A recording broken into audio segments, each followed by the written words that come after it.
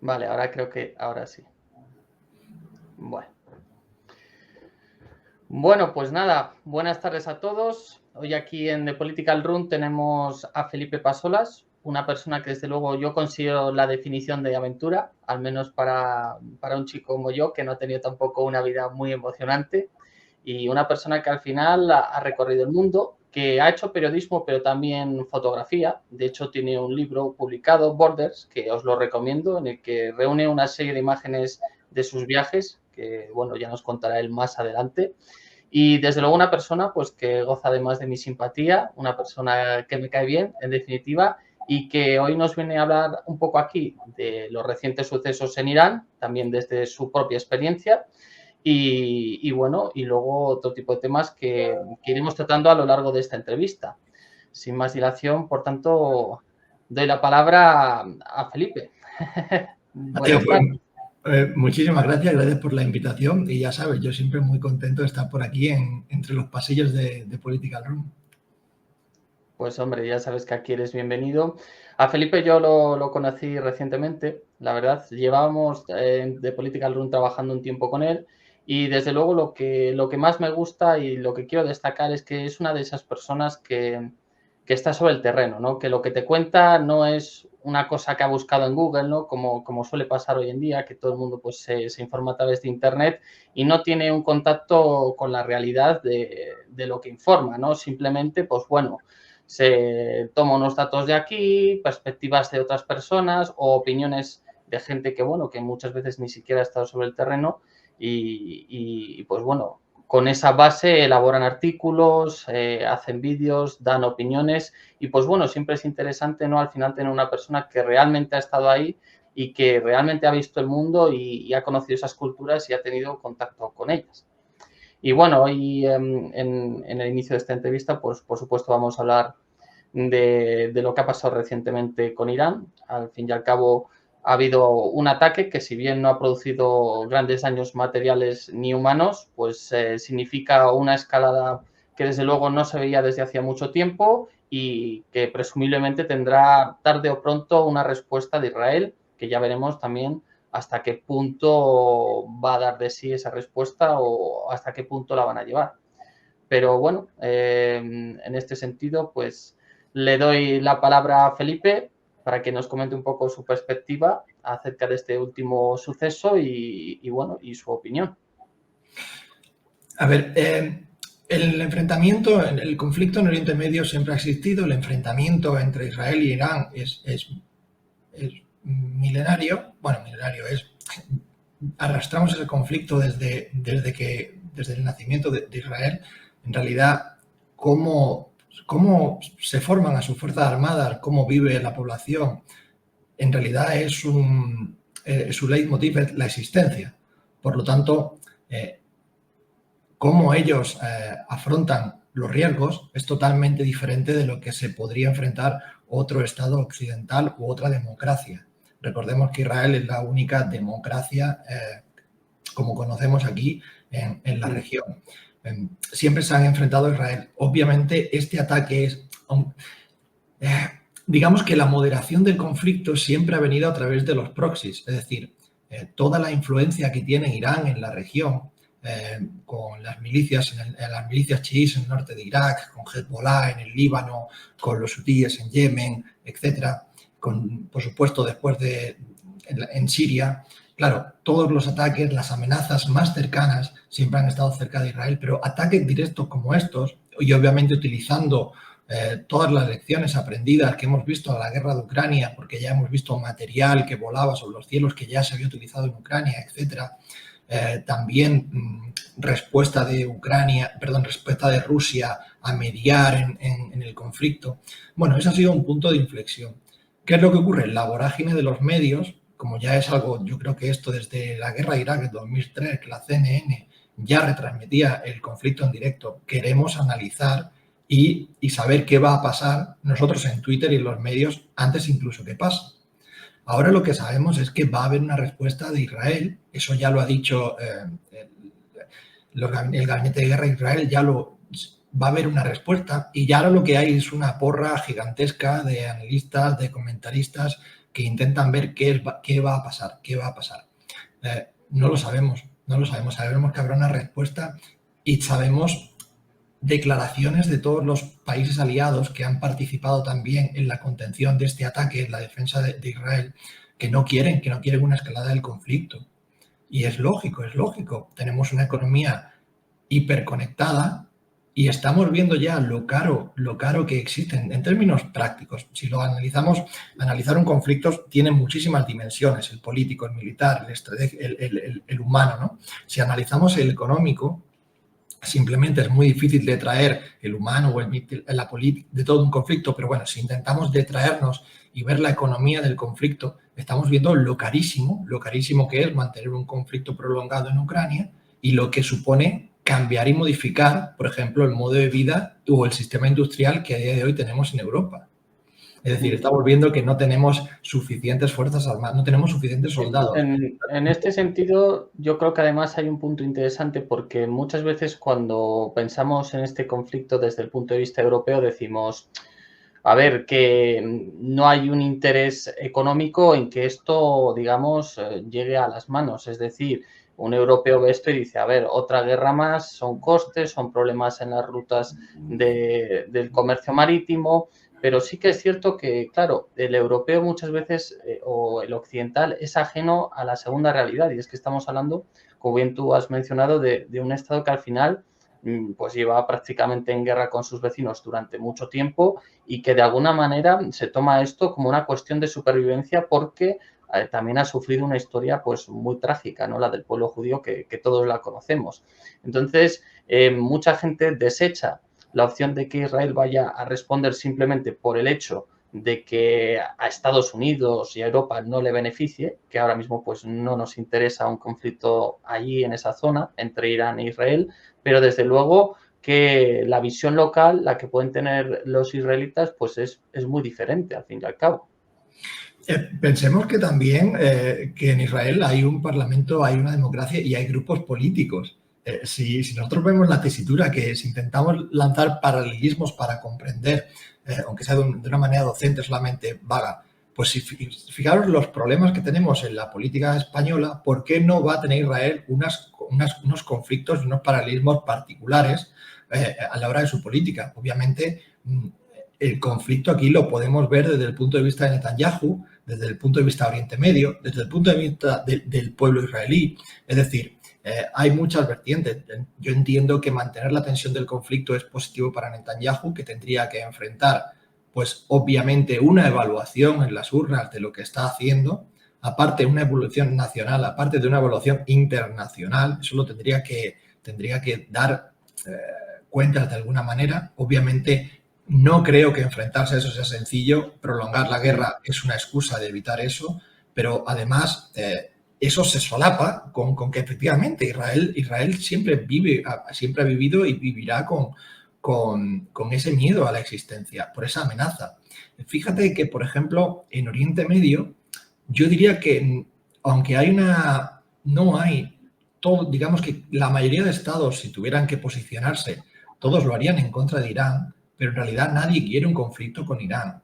Imagínate qué supondría, es decir, lo que hemos visto, el análisis que vemos, lo vemos dentro de esta realidad paralela que son las redes sociales, los medios de comunicación, pero conseguir una defensa aérea, lo que ha conseguido Israel con 0 bajas o con un alto porcentaje, con un 99%, bueno, 99, 98, lo que sea, con la cantidad de material que le han lanzado, aunque estuvieran advertidos, aunque tuviera apoyo, o sea, ha sido un éxito brutal, pero eso no es fácilmente replicable en otras condiciones que no sean las de Israel. Imagínate que Arabia Saudí tuviera que tomar parte en el conflicto, ¿cómo defendería su extensión de terreno de cualquier tipo de ataque aéreo?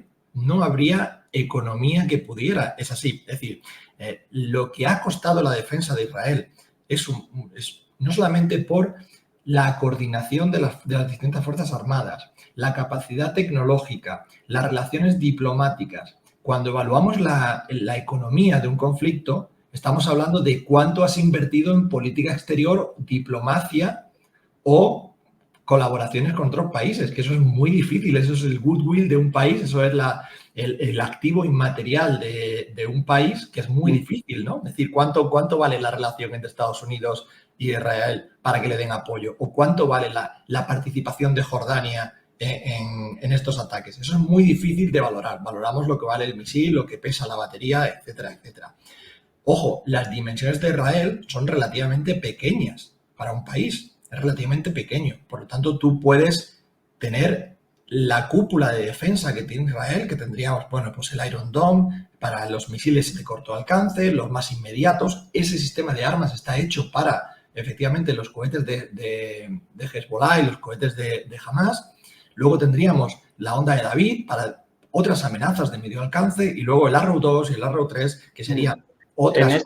En este sentido, me gustaría preguntarte, porque al final, bueno, el hecho de, o sea, ha sido ya un ataque de cierta entidad y lo cierto es que en todos esos sistemas que tú estás mencionando, junto con obviamente el apoyo de Estados Unidos, han conseguido, digamos, detener con gran efectividad el ataque. ¿Esto tú crees que es un aliciente para una escalada en el conflicto o todo lo contrario? Es decir, el hecho de que, digamos, haya dado esa buena efectividad el sistema de defensa israelí, ¿le puede animar más a escalar el conflicto o precisamente todo lo contrario en el sentido de, bueno, estamos bien protegidos, no tenemos que meternos en esta escalada, no tenemos que enfrentarnos a Irán abiertamente?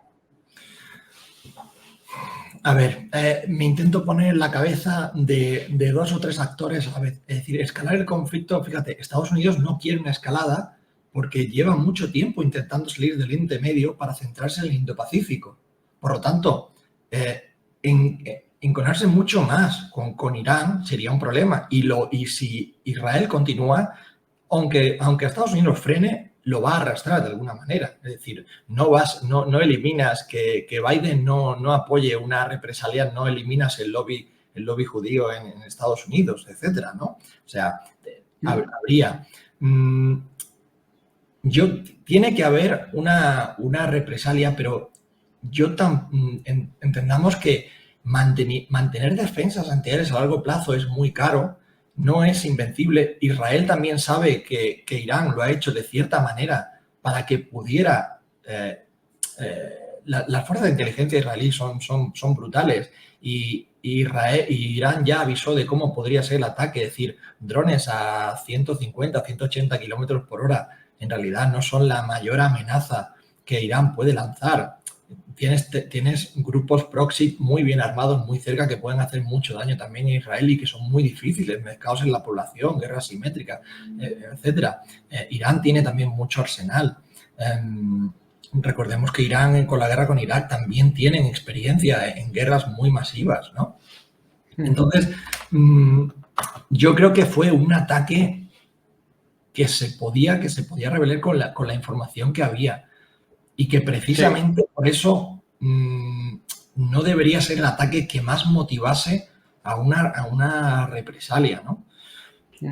Pero yo estoy seguro que tiene que haber un montón de hilos diplomáticos o de agentes de exteriores intentando negociar con sus contrapartes iraníes de alguna manera, intentando rebajar o no rebajar. La verdad que ese es un mundo muy complicado, hay muy poca información de ese tipo de la diplomacia, de la inteligencia en ese tipo de nivel. Se hacen afirmaciones por ahí muy locas que no voy a repetir porque me resulta imposible cotejar. Y claro... Hombre, yo creo que aquí, por lo menos en Europa, ¿no? Este tipo de cosas se venden siempre de manera muy alarmista. O sea, yo creo que nada más publicarse los primeros vídeos e imágenes de esos escudos antiaéreos, ¿no? Empezaron ya un montón de gente a decir que si era el inicio de la Tercera Guerra Mundial, bueno, en fin, se hace muchas veces más grande de lo que es, que por supuesto no es un asunto menor, es algo que viene de largo y al final yo creo que tiene todo raíz pues en el hecho de que yo me atrevería a decir que prácticamente los últimos 10, 15 años los grandes eventos que han pasado en Oriente Medio han beneficiado bastante o ampliamente a Irán, es decir, las primaveras árabes, la invasión estadounidense de Irak, incluso ahora el tema de la Franja de Gaza, pues todo va, digamos, alineado con sus intereses y ahí está la cosa, ¿no? Que Israel sabe que realmente detrás de Hamas, detrás de Hezbollah, detrás de todos esos grupos, pues realmente está Irán, ¿no? Que es su verdadero problema, no solo el de Israel, sino el de Arabia Saudita y el de otros países, ¿no? de la región. Claro, y cuanto más caos haya, más partido sale aquel quien quiere marear más, quien quiere crear más problemas, más disensión. Es decir, cuanto más desestructuradas están las sociedades, más sencillo es generar caos y generar violencia. O reclutarla. Eso era algo... Yo hacía entrevistas en campos de refugiados en el sur de Turquía o en la frontera con Siria, y los médicos de los campos de refugiados me decían, es que aquí vienen distintos grupos a reclutar adolescentes. Claro, adolescentes, que eso pasaba en el Líbano, pasaba en Turquía, pero no solamente de las ramas palestinas, sino de las ramas de Hezbollah, sino también de las ramas del Estado Islámico. Toda esa gente reclutaba. ¿Por qué? Porque como reclutador puedes apalancarte en los sentimientos, en las frustraciones y en el trauma de ese adolescente, si le han matado a los padres, si le han bombardeado, y es muy sencillo reclutarlos. Además, me imagino que, hombre, en un campo de refugiados, hablamos de campos de refugiados muy grandes, además, que de alguna manera pues están precisamente en Turquía porque son, digamos, como una barrera, ¿no? También de entrada a Europa, ¿no? Que al final financia en parte este tipo de iniciativas, no directamente, pero al final parte del dinero de la Unión Europea acaba allí, indudablemente. Y me imagino que en esos campos de refugiados, además, la situación, o sea, no sé cómo sea un campo de refugiados, pero me imagino que prácticamente no habrá nada que hacer allí, ¿no? O sea, que estás allí en una situación penosa de la que no puedes salir, pues al final te amarras a lo que puedes, ¿no? De alguna manera. Hay un universo de campos de refugiados, los que son temporales, los que son, bueno, lo que todos empiezan siendo temporales, y tienes barrios en el Líbano como Shatila que llevan desde los 70, desde los 80 allí, son varios más ahora del Líbano, ¿no? Son campos de refugiados dentro de ciudades y son parte del Líbano. Lo mismo pasa en Jordania, en sur de Jordania, etcétera. Hay distintos tipos, incluso hay campos que los financian unas ONGs en función de la rama de la religión, del tipo de las alianzas entre países, etcétera. Pero bueno, siempre pensemos que son condiciones precarias, siempre no suele haber mucho control, incluso los que yo he visto donde se toman las huellas dactilares, que hay algún tipo de chequeo, al final con el tiempo es muy fácil, los secuestros, las violaciones de derechos humanos, pues sin problemas se pueden producir, y el reclutamiento sin duda alguna. Entonces, cuanto más caos tienes y si tú estás en una situación de conflicto o tensión continua, tú necesitas un caos continuo para poder alimentar eso, ¿no? Por ejemplo, lo que hablábamos de qué otros países, ahora la reticencia que hay internacional a que no se eleve el conflicto, es porque si se eleva, nadie tiene las condiciones de seguridad para igualar lo que ha hecho Israel, ¿no? Imagínate que ahora Irán se enfrentase a Arabia Saudí, ¿qué pasaría con todas las refinerías? ¿Cómo consigues tú establecer baterías de misiles? Además, esos tipos de defensas no son de un día para otro. Tienen que ir con la estructura del Estado. Te voy a poner un ejemplo. Israel, pues digamos que tiene sus baterías de misiles por la extensión de su territorio, que es un territorio pequeño a nivel de geográfico, ¿vale? Entonces sus radares activan sus defensas, detectan a distintas cotas, de distinta altura, son como una burbuja dentro de otra burbuja, y en función de la amenaza salen o interceptores, misiles interceptores, o aviones despegan e interceptan, ¿vale? Por ejemplo, ¿qué ocurre en España? En España tenemos los escuadrones de vigilancia aérea. Como tenemos una extensión de territorio mayor, lo que tenemos es todo el espacio aéreo controlado por el Ejército del Aire, que en puntos estratégicos de la geografía española tiene los EVA, los escuadrones de vigilancia aérea. Son radares que tienen una gran potencia, son fijos, pero en términos en tiempos de guerra serían perfectamente móviles, sobre todo los últimos modelos. ¿Para qué? Precisamente por eso, para que no fueran objetivos ahí estáticos, vulnerables, y esos radares te crean una burbuja en todo el espacio aéreo español. Si se detecta algo, directamente se hace un scramble, que sería el despegue de un F-18 desde un Eurofighter desde las respectivas bases que estuvieran, Torrejón, Madrid o en el sur, etcétera, e interceptaría esa amenaza. Te voy a poner un ejemplo que pasó hace poco. Hubo unos chavales británicos que en un grupo de Snapchat hicieron una bromita sobre que eran terroristas y que iban a explotar el avión o algo así. Hicieron la típica broma por Snapchat sobre bombas, avión, España. Venían a España. Entonces, los servicios, no sé si fue Scotland Yard o los servicios secretos, avisaron a las autoridades españolas que ese avión iba a aterrizar y que se había detectado esa amenaza. Directamente despegó un F-18 español, lo interceptó, al chaval lo detuvieron en el aeropuerto y se dieron cuenta que fue una broma. Ojo, ¿quién paga la factura de eso? Entonces, existió un pleito entre defensa, el muchacho y los servicios secretos británicos para decir, oye, esto es una broma, pero a nosotros nos ha costado despegar el avión, ¿qué es lo que pasa? ¿No? Bueno, ese sería un ejemplo de cómo funcionaría. Imaginamos que una extensión como Arabia, donde hay distintas zonas petrolíferas, distintos campos, distintas ciudades con una importancia, ¿cómo sería capaz de dar una cobertura de seguridad, un escudo aéreo tan grande? Es imposible, es imposible. ¿Qué pasa si pierde Arabia Saudí un par de refinerías? Pues recordemos la guerra del Golfo. Bueno, pues eso arrastra. Si estamos viendo qué está pasando en el estrecho Bab el-Mandeb, qué está pasando con todas las cadenas de suministros, qué es lo que pasa si un buque se queda atascado en el canal de Suez o en el Mar Rojo, no pueden pasar por los misiles hutíes que afecta a toda la economía. Imaginemos si eso escala y si además Arabia Saudí se siente en la necesidad de tener una represalia. La escalada es como un juego de dominó. Es muy fácil escalar y esto también me lleva a un punto que yo considero que puede ser interesante, y es que sí que hay algo que preocupa a todos, incluido a Estados Unidos, ¿no? Y es el famoso programa nuclear iraní, ¿no? Y quizá, como ahora se ha producido, digamos, este ataque contra territorio soberano, podría ser un buen momento, ¿no? Para de alguna manera atacar, ¿no? a esos centros que son protagonistas, ¿no? En ese programa nuclear, para, digamos, rebajar las posibilidades de que al final acaben consiguiendo, pues, el arma nuclear, ¿no? Por así decirlo.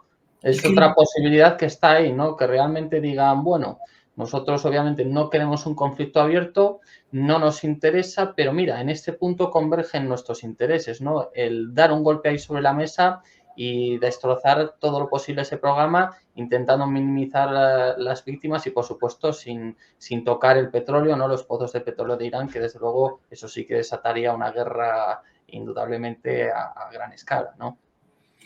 El conflicto lleva enconado con tantísimos crímenes por ambas partes que buscar una excusa para escalar el conflicto es muy sencilla, o buscar una excusa para atacar a Irán o Irán atacar a Israel es muy sencilla hoy en día. Tenemos una memoria histórica muy, muy pequeña, pero cada vez que hay una crisis desacelera, vuelve a acelerar, son motivos porque Israel e Irán no van y se piden perdón cada vez que terminan un conato de violencia, ¿no? Entonces, rescatar esa historia, esa memoria histórica para traer el conflicto de vuelta es muy sencillo.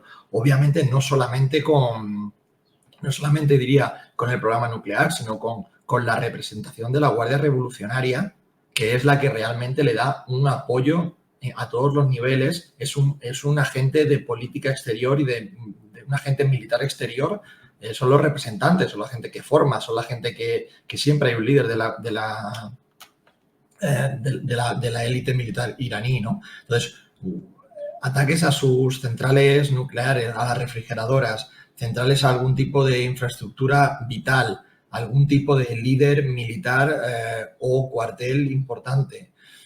También Irán ya ha dicho que tendrá una represalia sea cual sea la respuesta de Israel. Se está guardando una manga como para decir, pase lo que pase, si yo veo que ha sido demasiado, igual tendrás una respuesta.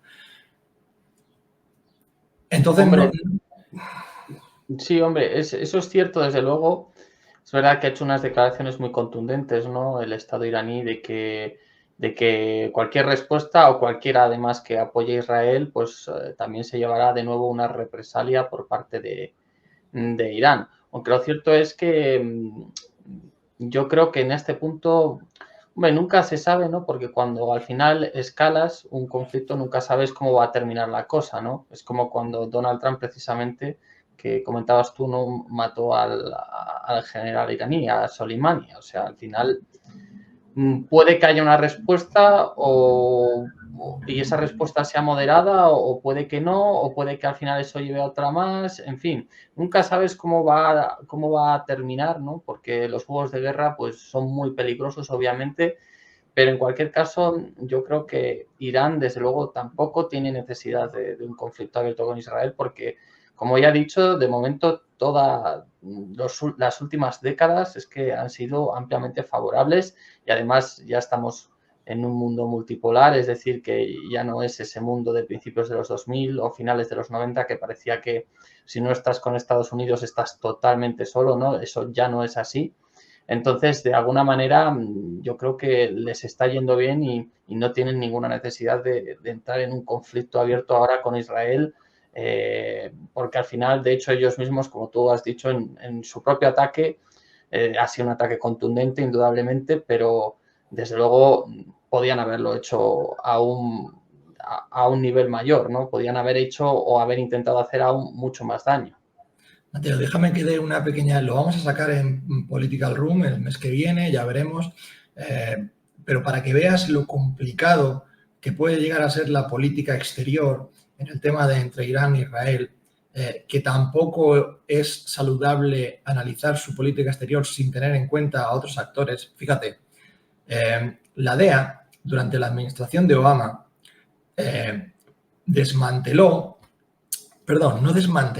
sino que consiguió analizar toda la estructura que Hezbollah tenía en Estados Unidos en asociación con los cárteles mexicanos para el blanqueo de dinero. En resumidas cuentas, eran empresas que compraban automóviles en Estados Unidos, los cárteles ayudaban a Hezbollah, esos coches se vendían en África Occidental y en África Occidental se blanqueaba el dinero y ese dinero iba para la financiación de Hezbollah.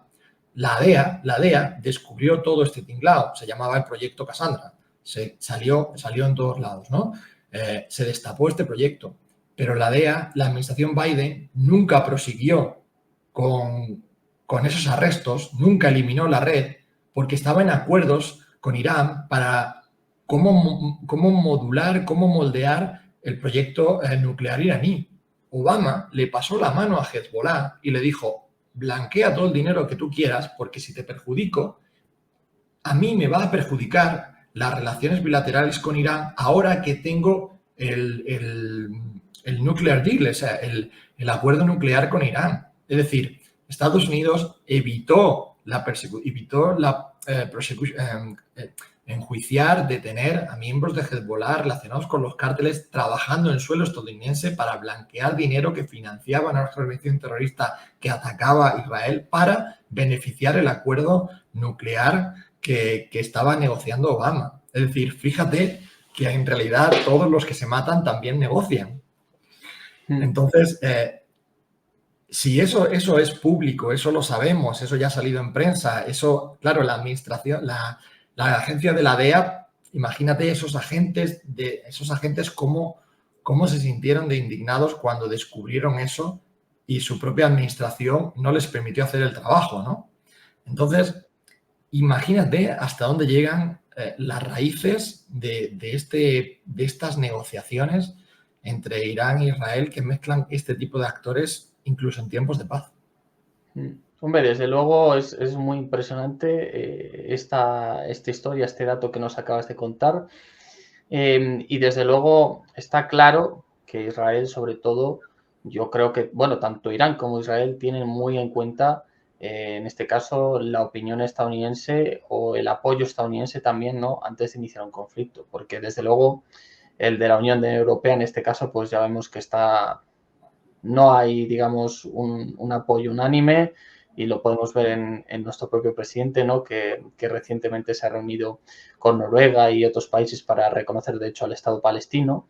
En fin, no hay unanimidad en la Unión Europea, lo que no es raro, por otra parte es muy habitual, pero desde luego Estados Unidos, que además militarmente representa mucho más, se toma muy en cuenta y en este sentido, pues lo que recalcábamos antes, desde luego Estados Unidos no tiene interés en una escalada del conflicto, pero también eso choca al final con la realidad de Israel, ¿no? Que recientemente ha sufrido un atentado, una serie de atentados muy grandes, como no se veían desde hacía mucho tiempo y que, claro, han vuelto a generar miedo. La población, pues además tiene esa historia trágica y pues también el gobierno que está puede ser más proclive quizá al conflicto y entonces pues todo eso genera, digamos, que, hombre, sin ninguna duda la opinión de Estados Unidos va a estar ahí, pero bueno, tampoco podemos descartar que el Ejecutivo al final de Israel decida, digamos, atacar directamente la fuente, la raíz de sus problemas,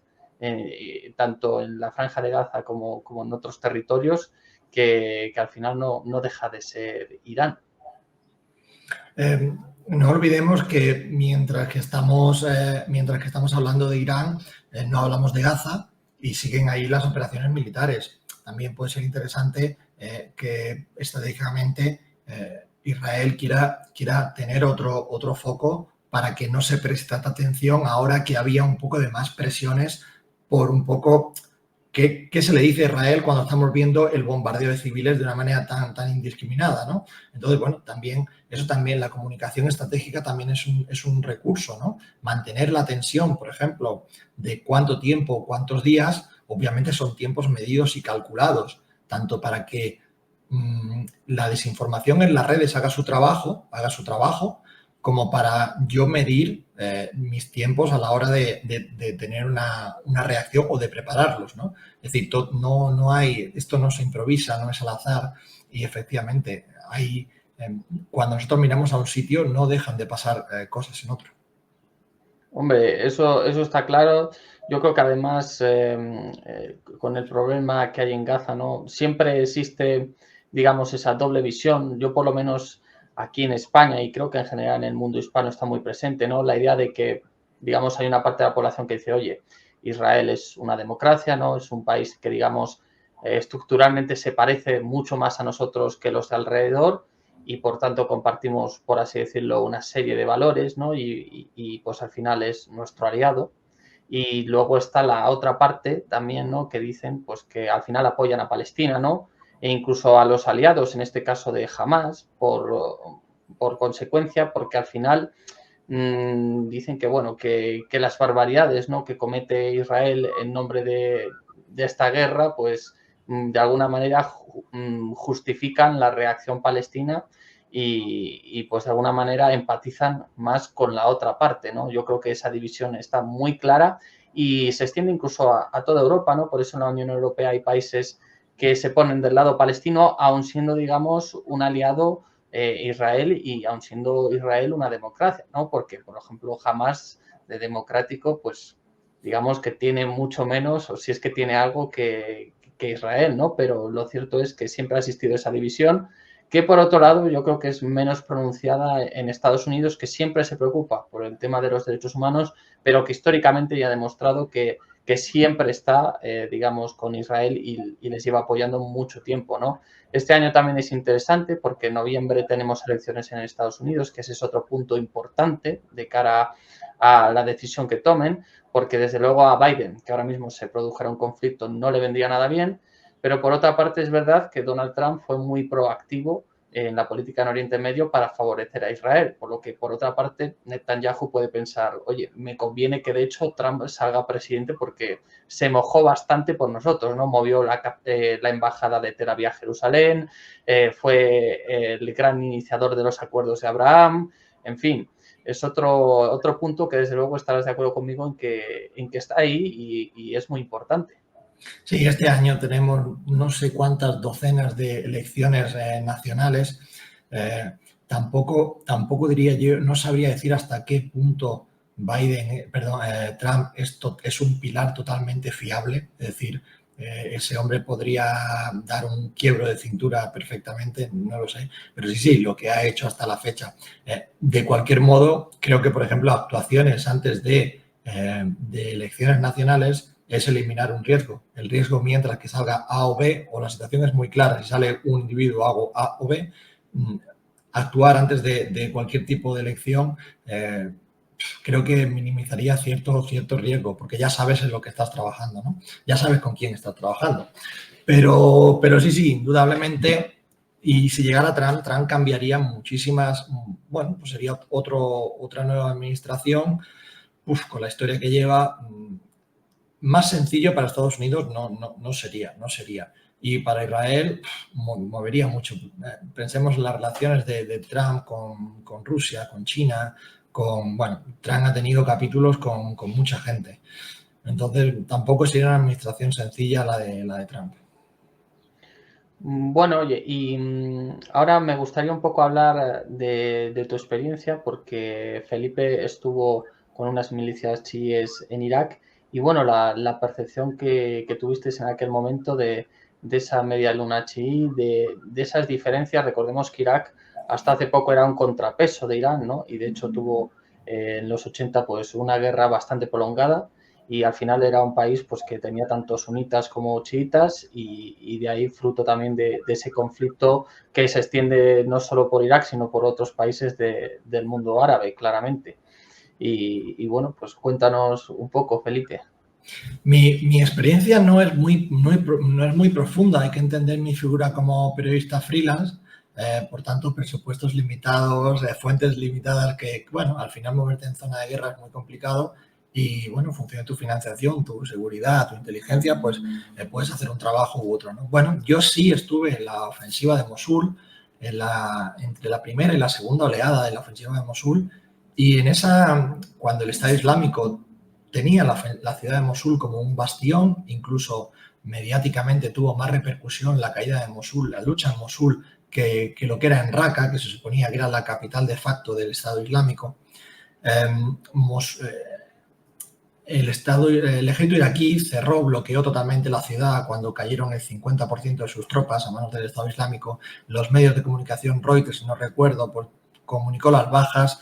Eso supuso que unos señores fueran a buscar a esos periodistas a sus hoteles y los echaron, y a partir de ahí se cerró el acceso a la prensa. Sí, hubo prensa que entró, obviamente muy poquita gente. Esa prensa iba de la mano del Ministerio de iraquí, etcétera, gente local con algún extranjero. Sí hubo algo de acceso, pero muy poco. Yo no conseguí romper los cercos, pero sí estuve en todas las zonas que se iban liberando a las afueras de Mosul, en Karakosh, en distintas aldeas y en Bartala, donde el Estado Islámico, los distintos grupos que estaban formando esa gran coalición, pensemos que el Estado Islámico era el malo malísimo.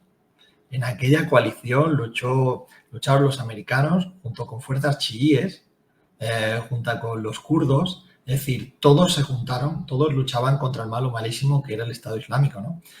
Yo tuve la oportunidad de trabajar algunos días con milicias chiíes, que cuál era mi sorpresa, que en aquellas milicias era la Fuerza de Movilización Popular, al final era, digamos, que era una gran milicia que trabajaba en todo Irak y que se había desplazado Irán, lo mismo que tenemos los grupos de presión en Estados Unidos o en Bruselas. Irán tiene sus grupos y tiene influencia, ¿no? A partir de la política, la religión, el armamento, la financiación, todo. Y tiene, por ejemplo, su gran grupo en Hezbollah, en el Líbano, en Siria. En Siria también tiene muchas milicias y en la Fuerza de Movilización Popular en el norte de Irak. Y con los hutíes eso hace lo que llamaríamos esa media luna chií de influencia, que serían ahora desde todos los lugares que se han realizado ataques, ¿no? Entonces yo tuve la oportunidad de estar con las milicias chiíes, pero en realidad esas milicias eran una amalgama de gente local, extranjera y de gente local. Yo en particular estuve con cristianos coptos dentro de milicias chiíes, es decir, una rama del cristianismo siríaca, coptos, que estaban allí con turcomanos, había cristianos, musulmanes, chiíes, o sea, era una amalgama, pero todo el mundo estaba bajo la bandera chií, ¿no? También te dice que es muy complicado, porque cuando tú tienes un grupo abanderado simplemente por Irán, no significa que no esté absorbiendo la amalgama de diferencias que hay sobre la región por distintos motivos, ¿no?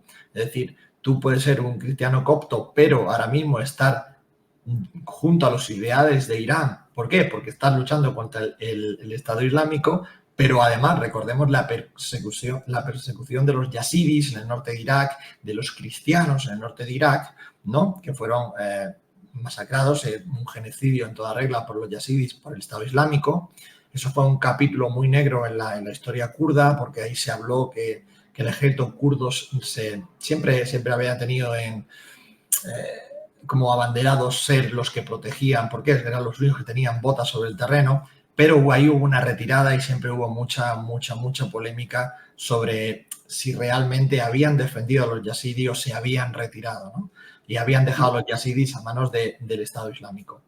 Bueno, entonces tenías toda esa amalgama. Yo estuve con eso, con esas milicias por las zonas liberadas. Se le tenían que dejar retenes, porque había que mantener un sitio no solamente para entrar, sino para evitar la salida de cualquier tipo de militante del Estado Islámico, además de estar limpiando todas las ciudades, las pequeñas aldeas de IEDs. O sea, del Estado Islámico siempre se retiraba, dejaba trampas y sí, allí pues estaban tanto haciendo patrullas. Ahí se juntaba mucho, en ese tipo de zonas liberadas se juntaban los cuatro Iraks, ¿no? Estaban los kurdos, las zonas del ejército iraquí, de la policía federal, de los chiíes, y veías cómo podías tener el país dividido entre suníes, chiíes, kurdos y con bastantes más tensiones, pero bueno, todos en una causa común. Claro, en aquel momento sí que es verdad que había un punto fundamental y es que, digamos, había un enemigo común, que sabemos que eso a lo largo de la historia siempre es muy beneficioso, ¿no? Cuando hay alguien que es el malo malísimo, como tú bien has dicho, de alguna manera todo el mundo tiene claro que hay que ir contra ese elemento, contra esa entidad, ¿no? Pero claro, estos grupos al final, y aunque, como bien has dicho, digamos, Irán pueda, digamos, aglutinar a un buen número de elementos que se sientan discriminados o maltratados por el Estado de turno, lo cierto es que, digamos que alejado ya del escenario de Estado Islámico, las diferencias entre esos grupos están ahí, persisten y de alguna manera, pues Irán yo creo que ha sido de los países que mejor ha sabido explotar esas diferencias para ir poco a poco influyendo en la política de países que de hecho históricamente habían sido contrapesos al propio Irán, ¿no? Como puede ser el caso de Siria y el caso de Irak, ¿no? Países que realmente, digamos que tenían también mucho peso en la región y que pues ahora desde las primaveras árabes o en el caso de Irak, desde la invasión de Estados Unidos, han perdido de alguna manera sus capacidades y son países un tanto ingobernables. También piénsalo de una manera práctica. Si Irán financia y trae cierto tipo de paz a una zona que está convulsa, a veces la ideología, el dinero desplaza la ideología. Es decir, si tú traes cierta paz, cierta tranquilidad, si traes un nuevo orden, si estás acostumbrado a vivir en caos, en tal, y traes una cierta paz, una cierta tranquilidad, es muy sencillo que tu mano derecha haga lo que no sepa lo que hace la izquierda y tal. Y que, por ejemplo, Irán, pues, mira, por ejemplo, en el Líbano, Hezbollah es una estructura social en toda regla, es un estado paralelo. Y cuando yo preguntaba, porque había mucho glamour entre la prensa era como un gran tutorial, ¿no? Entrevistar a un miliciano de Hezbollah. Hezbollah tiene sus oficinas de comunicación, etcétera, etcétera. Es un estado paralelo, tiene más entidad que el propio ejército del Líbano. Pero también tiene una estructura social. Y cuando tú preguntabas, bueno, pues voy a entrevistar, ellos te preguntaban, sí, tú puedes ir con nuestro servicio social, que vamos a dar comida a las familias que se han quedado huérfanas por gente que ha estado luchando en Siria. O no, nosotros vamos a repasar porque vamos a llevar los bombones de butano al edificio o la gasolina al generador del edificio que se ha quedado sin luz. Es decir, tienen problemas, tienen una estructura social, tienen una capacidad, se ocupan de su gente, tienen una base social, ¿no? Entonces, no van solamente, no es una simplificación. Milicias tan estructuradas o no es solamente un tema de, venga, te pago 50 euros, eres mercenario unos meses y te pongo y te quito. En el caso de milicias ya muy establecidas, tienen ramas políticas, tienen servicios sociales, tienen en el Líbano que hay una crisis energética perpetua, quien gestiona el combustible a través de la entrada del puerto de Latakia en Siria es Hezbollah, no es el Estado libanés, es Hezbollah quien gestiona el combustible en el país, ¿no? O sea, tienen una entidad de Estado.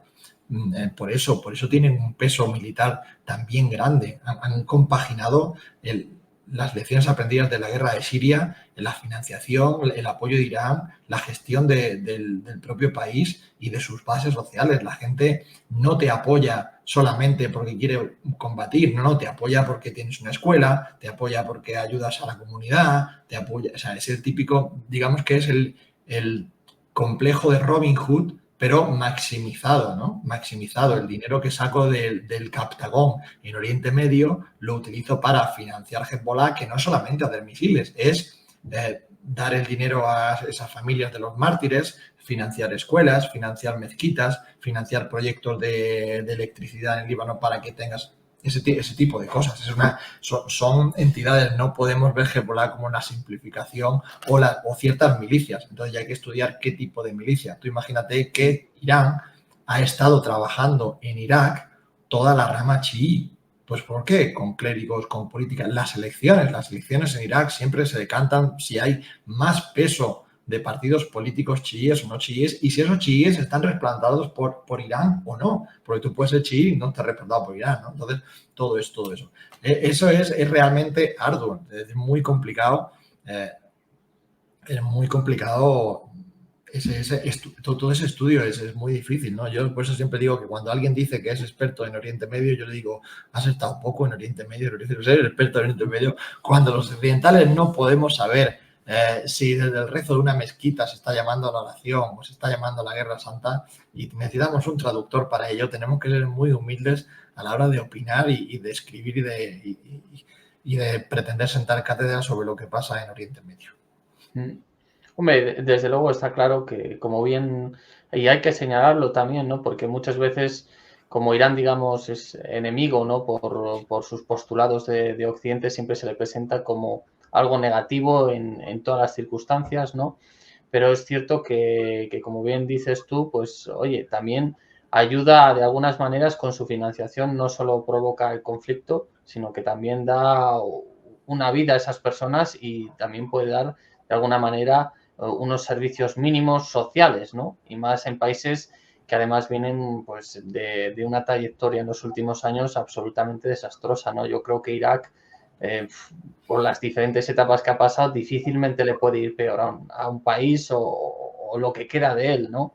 Y en el caso de otros como puede ser Siria, pues también está claro que llevan ya pues eso, más de una década en una guerra civil permanente y eso al final ¿quién no querría buscar un poco de paz y de cohesión social, ¿no? Independientemente de quién ponga el dinero o los contactos, ¿no? Y mira, hay una cosa importante que es, siempre hablamos del conflicto de los titulares, pero en el posconflicto también se trabaja, ¿no? ¿Quién habla de la reconstrucción de Mosul? ¿Quién habla de la reconstrucción de Siria? ¿Qué pasa mientras esos países ya no están en guerra, pero pues esos actores que han participado pueden seguir ejerciendo influencia, ¿no? Es decir, qué sencillo es, por ejemplo, que Irán financie reconstrucciones en distintos barrios de Mosul y que diga, como la comunidad internacional ya te ha abandonado, ya no hay titulares de guerra, pero yo me quedo aquí y te ayudo a la reconstrucción. Una casa, una escuela. Bien, pues lo que ocurre en el posconflicto también te dice cómo se gestiona todo. Lo que pasa es que el posconflicto, al no ser tan mediático, al no tener el glamour, al no verlo en la tele como tan bonito, mira cómo vuelan los misiles, eso no crea efervescencia en las redes sociales, pero también te dice cómo se van moviendo las cosas. Es decir, el granito a granito, el poquito a poquito diario es lo que te da, esa constelación de elementos es lo que luego te da el conflicto. Y lo mismo, los apoyos o los detractores en una región. Esas milicias no dejan de actuar. En Siria sigue habiendo tantísimas milicias que como con la guerra, pero de otra manera, más silencioso, ¿no? El posconflicto también es importante. Hombre, desde luego siempre se ha dicho, ¿no?, que es mucho más fácil destruir que construir, ¿no? Y al final, de hecho, en Oriente Medio, ¿no?, uno de los grandes problemas que tuvo Estados Unidos, ¿no?, es que fue capaz de derrotar, digamos, dictadores y regímenes de manera muy rápida, ¿no? Pero a la hora de establecer un nuevo Estado, de construirlo, de conseguir que funcione, que haya cohesión social, que mejore el bienestar de la gente, eso ya es otra cosa, y más además si tienes un choque cultural, ¿no?, entre lo que tú piensas que es lo correcto y pues la tradición histórica de una región y su propia mentalidad, ¿no? Y bueno, esto también me lleva a un segundo punto, ¿no? Porque mencionas que de alguna manera, por ejemplo, en Occidente, ¿no?, cuando hay guerra, digamos que por el foco mediático que genera se le presta atención, luego nos olvidamos.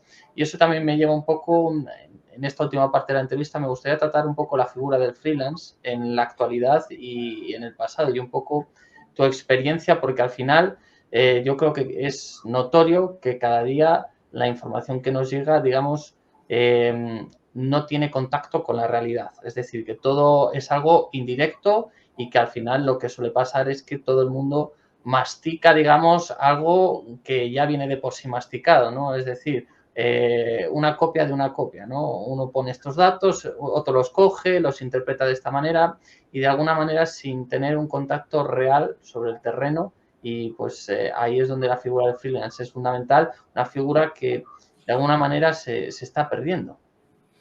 Pues yo es que ya creo que no te digo que ha desaparecido porque durante estos años de Ucrania había bastantes freelance por allí, pero claro, es una profesión que no se va a renovar. Yo ya no voy a zonas de conflicto de manera directa, perdón, porque no es financiable ni a nivel personal, ni a nivel económico, nada. Entonces, para analizar un conflicto, para tener una información veraz de un conflicto, necesitas muchas capas de información, necesitas un análisis grande de lo que pasa desde fuera, porque tú cuando estás en la trinchera, tú sabes lo que pasa en tu trinchera, eso lo tienes muy claro, pero no sabes lo que está pasando a 30 kilómetros más para allá. Entonces, bueno, puedes tener internet, pero si no tienes internet, no te enteras. Entonces, tú de tu trinchera, entonces necesitas ese apoyo de la redacción, necesitas ese apoyo de alguien de fuera. Yo siempre lo comentaba con Yago, o sea, lo suyo es tener un equipo fuera con los radares que te dé el mapa general, pero tú saber qué está pasando. Además, pues desde aquí no puedes tener sensibilidad no solamente de si lo que ocurre es real o no, sino sensaciones con la población, empatía con la gente, el nivel de motivación de los soldados. Hay cosas que si no puedes mascar, es decir, cuando hablamos de si unas tropas avanzan o no avanzan, porque 2 kilómetros es mucho o poco, claro, el freelance en el terreno te va a decir, pero ¿cómo van a ser 2 kilómetros poco con este barro, con este frío, que yo no puedo utilizar la cámara, que los dedos se me congelan, que yo no dormí anoche, que me cagué de miedo, que el chaleco se me rompe, que el casco... O sea, hay tantísimas intríngulis que luego eso no pillan los análisis, es decir, el tiempo que equivale, pues es que han llegado la gente nueva, bueno, cuánta formación ha tenido ese personal militar, bueno, todas esas cosas que tú puedes ver en el terreno, si no tienes a alguien en el terreno, nada. ¿Qué le ocurre? Necesitas tiempo y una carrera profesional para poder crear una credibilidad y que cuando tú cuentes algo sobre el terreno, se crea en tu palabra. Yo, ¿por qué era fotógrafo? Porque sabía, yo ya entré en el mundo del fotoperiodismo, pues primero porque era fotógrafo, pero ya sabía que para mí ir a la guerra era poder demostrar algo con una foto, que a mí nadie me tenía que creer una palabra, porque yo podía ser un plumilla, yo escribía mucho para La Razón, para distintos medios, pero eso me lo podía haber inventado yo. Yo podía haber dicho, Juanito me dijo que él, o Dimitri me dijo tal, pero no, como yo sabía que podría haber gente que decía, bueno, ¿y tú quién eres? ¿Pasolas? Yo decía, no, es que esta es la foto. Mira, esto era en este día, la cámara te dice la fecha, la hora, yo estaba en ese sitio, ese tío estaba allí. Bueno, darte una imagen era rubricar más la verdad, ¿no? O sea, ni una cosa ni otra. Además, en fotoperiodismo no podemos sobreeditar las imágenes, se hacen ajustes muy básicos. Digamos que sale la foto plana, limpia. No plana, perdón, sino sin editar. No puede haber Photoshop, ni una edición excesiva, ni nada por el estilo, ni recortes que hagan que tergiversen un poco la realidad, ¿no? Que haya 15 periodistas y que recortes mucho y que nada más que parezca que estás soldado solo. Esas cosas no funcionan, las salidas de prensa te lo cortan. Cuanto más información hubo digital, más difícil era trabajar sobre el terreno, porque escribías un artículo en Ucrania en 2014 y tenías 14 trolls desinformando sobre el mismo artículo, ¿no? Los medios, nunca ha habido, desde que yo he llegado a la profesión, nunca ha habido interés por financiar el periodismo sobre el terreno. Al final las televisiones eran las únicas que pagaban y luego también esa inmediatez de los medios pues te hacía que, por ejemplo, 5 periodistas en Ucrania, en el este de Ucrania, cubrían todos los medios nacionales. Por la mañana se hacía radio, a mediodía televisión, directo y por la tarde periódico. 15 por 3, 15 medios. Grandes cadenas, grandes periódicos, grandes radios. Ya lo tienes. Pero ese freelance, ¿por qué tenía que trabajar para radio, televisión y periódico? Pues porque entre los 3 saldaba un sueldillo, ¿no? Y infelizmente la guerra económicamente pues no compensaba, no te daba para hacer el trabajo y no te daba el tiempo, porque ¿qué decías? Pues dame las fuentes, dame el trabajo, te pago muy poco y encima pagarte poco, estamos hablando baremos entre 30 y 60 euros por un artículo en zona de guerra, ¿no? Entonces, o 60 euros por una foto, ya depende, si trabajabas para agencia podían ser 350, 150, depende del medio, depende extranjero, nacional, la batalla. Esos precios están publicados en redes porque todos los freelancers antes o después los han pataleado, hemos pataleado por las condiciones, sobre todo cuando mi generación también ha pasado por todo lo peor del Estado Islámico en Siria, los secuestros, etcétera, etcétera. Cuando las agencias ya no querían contratar freelance porque no querían incentivar a que nadie fuera a una zona de conflicto, eso es algo normal, pero también es algo para mirarse cuando sí se le compraba material a periodistas locales, que al final luego son los que no se valoran. El periodismo internacional no es nada si no tienes un fixer, no es nada si no tienes un periodista local, alguien local que te ayuda en tu trabajo, que tienes que contratar, pagar. En realidad es el eslabón más débil de tu seguridad, poder confiar en esa persona. Y vanagloriar el periodismo internacional, pero denostar el periodismo local es no conocer el periodismo. ¿Por qué? Porque sin alguien que te solucione, que te ayude, que sepa cómo funciona el terreno, pues no puede haber periodismo internacional, ¿no? Y poco a poco se ha ido perdiendo la profesión, no queda, yo diría que queda un viejo lobo por ahí dando guerra, el único, y el resto, bueno, aparecemos a veces como paracaidistas, un mes aquí, 2 semanas allí y tal, pero no es no es la misma forma de vida, la misma forma de trabajo. Eso además que dices es algo muy interesante, porque yo desde mi generación veo que, claro, la gente cuando piensa en un freelance no piensa en el tiempo que estás en el sitio. Es decir, hoy en día mucha gente, digamos que su forma de informar, su forma de transmitir periodismo es me voy 2 semanas, yo qué sé, a la República Democrática del Congo con mi cámara y grabo mi viaje en República Democrática del Congo. Pues estoy con un grupo, luego me meto, digamos, en la sabana, luego me voy a, yo qué sé, a las explotaciones mineras, tal, voy con un guía, ¿no? Y me grabo y digo, pues esto es lo que pasa en el Congo, ¿no? Y ya está, 14 días lo subo a YouTube y me lo edita alguien y listo, ¿no? Y realmente esto no es periodismo. Es parte de la cultura visual y de la cultura informativa que vamos adquiriendo, de la inmediatez. Es decir, pues eso lo que hay que hacer es, por ejemplo, yo intento pedir 3 fuentes para el mismo dato. Por eso yo tardo mucho en currar. Yo tardo mucho. Es decir, ¿por qué? Porque si me dicen una cosa, tengo que pillarla por 3 lados diferentes para saber que no me están mintiendo. Es decir, a veces los periodistas también somos un tonto útil, ¿no? Pues si te dicen una cosa, a mí también me han llevado muchos viajes y me han dicho, esto es así. Y digo, ya está, yo doy un salto de fe por ti, ¿no? Yo no puedo dar un salto de fe, yo necesito cotejarlo, ¿no? Obviamente, eso es mucho más factible en sitios en los que no tenemos nada de información. Por ejemplo, de África no se reporta absolutamente nada y el terreno es muy complicado, es muy caro, de los continentes más caros para reportear y además del que menos, por ejemplo, menos interés suscita en España, ¿no? Claro, cuando no tienes nada de información, cualquier cosa es bien recibida. Si tuviéramos que cotejar toda esa información, pues tendrían que ser reportajes más de largo recorrido, más tiempo, más fuentes. Y ojo, esa información se debería presentar para que tú puedas cotejar si eso o no. Cuando ya tienes un medio con prestigio, das por sentado que te están diciendo la verdad, ¿no? ¿Qué es lo que pasa? Un medio más joven tendrá que presentar más para hacer esa imagen de marca, pero tampoco hay muchas, estas reglas escritas en la profesión han ido cambiando conforme han entrado, bueno, se han ido precarizando el sector, pues ahora el fotógrafo hace de pluma, de fotografía. Yo hacía la foto, yo hacía el vídeo, yo hacía el texto, o sea, donde antes había un equipo de 5 personas, ahora hay una.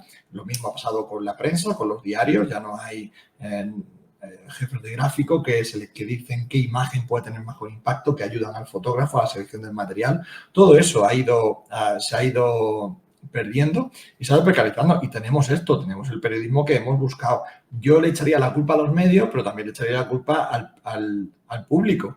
El público se ha acostumbrado a una información de Reels, a una información de TikTok de 60 segundos, 12 segundos, y esa es la información que va a tener. Hasta que no quiera pagar por otra información mejor, no va a tener otra. Pero es natural, porque al medio tampoco le va a salir rentable.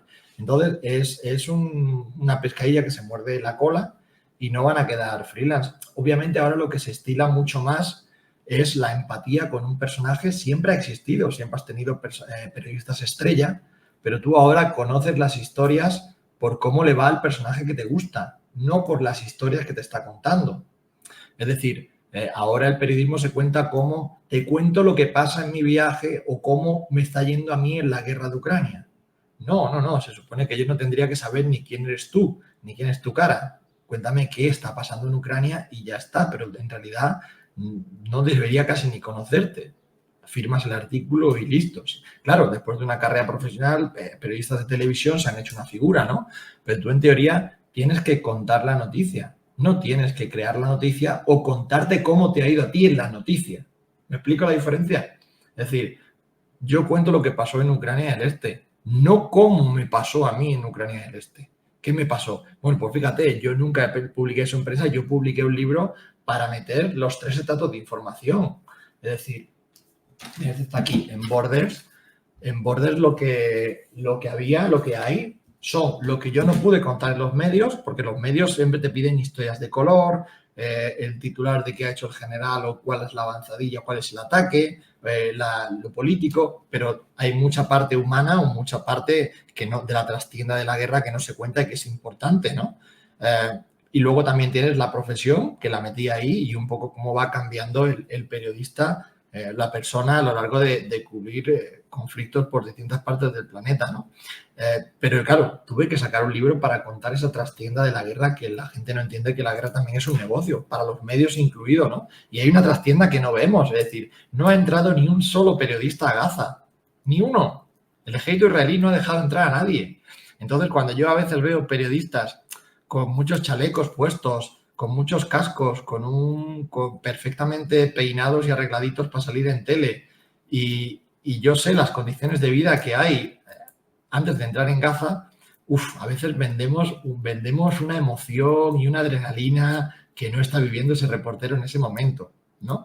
Cuando eres reportero pero tienes tiempo para hacerte muchas fotos en la zona de guerra, en vez de hacer fotos a la zona de guerra, te dice que estamos llevando a un periodismo de influencer. Entonces, ahí me duele mi corazoncito porque yo lo hacía de otra manera, era otro estilo, y ahora, bueno, me toca, si quiero enterarme de algo, tengo que seguir al influencer y ver que me cuente su vida hasta que llego a la noticia, y luego resulta que puede que la noticia no sea tanta noticia, ¿no?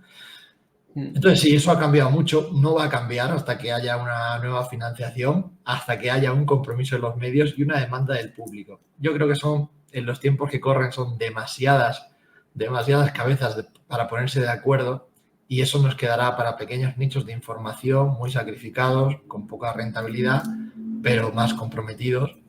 Y así está el periodismo. Hay gente que lo contará más, que lo contará menos, pero sí, sigue siendo, es una profesión bastante con unos índices de paro brutales y bastante precariedad dentro del sector.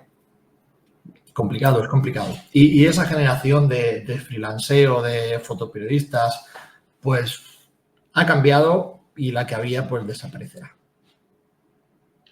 Bueno, oye, la verdad que es una visión, que vamos a decir, un tanto un tanto triste, pero bueno, hay que ser también realistas y es indudable, ¿no?, que se va diciendo desde hace bastante que el periodismo en general ha empeorado, ¿no? Y que de hecho, digamos, los grandes referentes no son gente joven, son todo gente de otra época, por así decirlo, ¿no? Y eso tiene su sentido en que la juventud, el contenido que consume no es, desde luego, no tiene la calidad del contenido que se podía encontrar antes, y eso en parte, como bien tú señalas, puede ser culpa de los medios de comunicación, pero también del que consume, ¿no?, que no está dispuesto a pagar por nada y que realmente no tiene un interés real en saber, sino simplemente, digamos, quizá en tener una opinión general o 4 datos que sorprendan, que impacten y que no se preocupa por nada más. Pero bueno, en fin, esperemos que la cosa vaya mejorando, Felipe, y que en algún momento haya una nueva oportunidad para otra generación, ¿no? No creo que sea la mía tampoco, no te voy a mentir, pero bueno, quizá en el futuro, no lo sé, alguna quedará.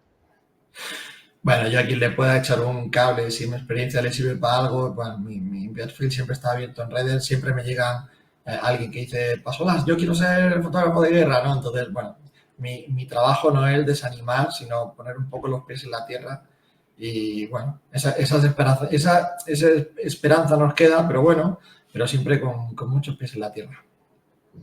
Bueno, oye, pues nada, Felipe, la verdad que, oye, llevamos ya más o menos una horita. Ha sido un placer tenerte, mi primer entrevistado, y la verdad que una persona que, como digo, considero válida.